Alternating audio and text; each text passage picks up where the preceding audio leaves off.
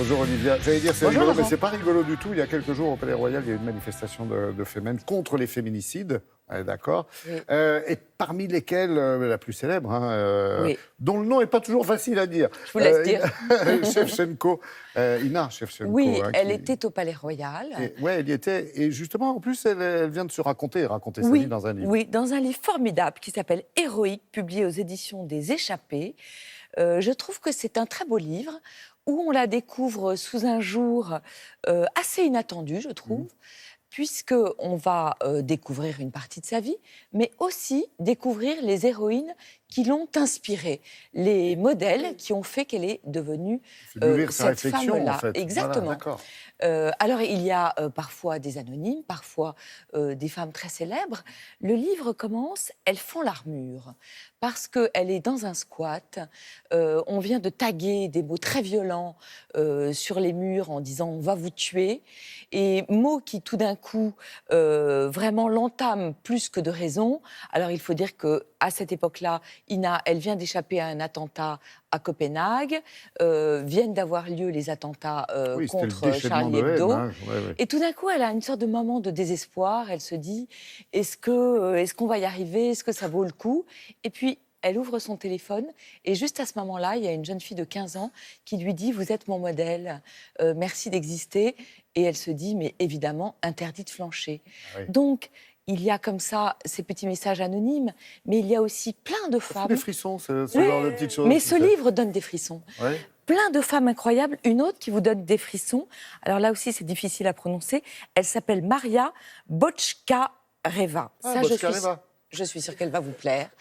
Elle a 15 ans quand elle est mariée à un mari très violent. Et en 1914, lorsque l'Allemagne déclare la guerre à la Russie, elle décide de devenir une femme soldat. On lui refuse, elle écrit au tsar directement. Tiens, Le tsar faut pas lui se dit gêner. « D'accord ».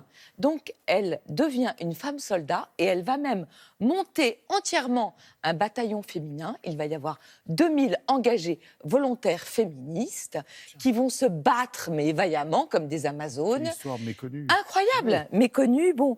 Et puis évidemment, on trouve aussi Anna Politkovskaya, que j'adorais, héroïne, journaliste russe qui va être une des premières à dénoncer les exactions en Tchétchénie et qui va d'ailleurs le payer de sa vie. Donc toutes ces femmes, elles sont vraiment extrêmement bien racontées par Ina et qui racontent en filigrane son parcours en disant que naître dans un ancien pays soviétique, l'Ukraine, dans les années 90, Oui. c'était soit de la malchance pure, soit un défi. Eh bien, elle en a fait un défi. Elle raconte comment C'est elle a l'humour fait... noir. Oui, mais elle a beaucoup d'humour, Ouais, justement. Elle a beaucoup pense, ouais. d'humour. Elle est extrêmement brillante, extrêmement intelligente.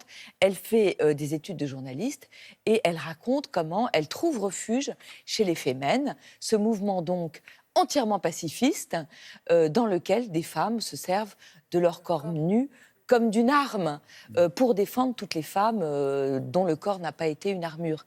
C'est aussi un très très bon état du féminisme aujourd'hui, avec des chiffres édifiants, 12 millions de filles mariées dans le monde avant l'âge de 18 ans, ou un chiffre fou, il y a seulement 20 femmes chefs d'État ou de gouvernement dans le monde, ce qui fait 6,3% seulement. Marrant de C'est vrai décrire qu'il y a pas beaucoup incroyable. de femmes architectes, par contexte. exemple. Pas beaucoup de femmes architectes, voilà. vous avez raison. Mais c'est un contexte Pas social beaucoup de femmes qu'elle nous écrivains raconte, qui aussi. justifie beaucoup de choses. Voilà, c'est un film, c'est un livre de sororité, je trouve.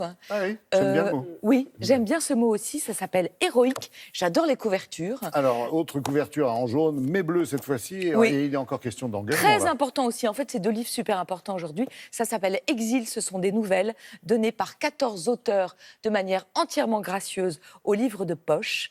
Et chaque livre acheté, le livre coûte 5 €, 1,50 € est reversé à l'UNICEF. Parce que si on veut que le monde change, si on veut que les femmes soient mieux traitées, il faut les éduquer. Éduquer les filles, mais éduquer bien sûr aussi Il est les en petits vente. garçons. Il est en vente. Il y a des auteurs formidables, notamment, à mon avis, le garçon le plus doué. Vous allez bien retenir son nom. Il s'appelle Mahir Guven. Meir Guven. Eh bien, écoutez, en sortant, j'y vais. Et vous ferez pareil, j'en suis sûr. Merci beaucoup, Merci Olivia. Laurent.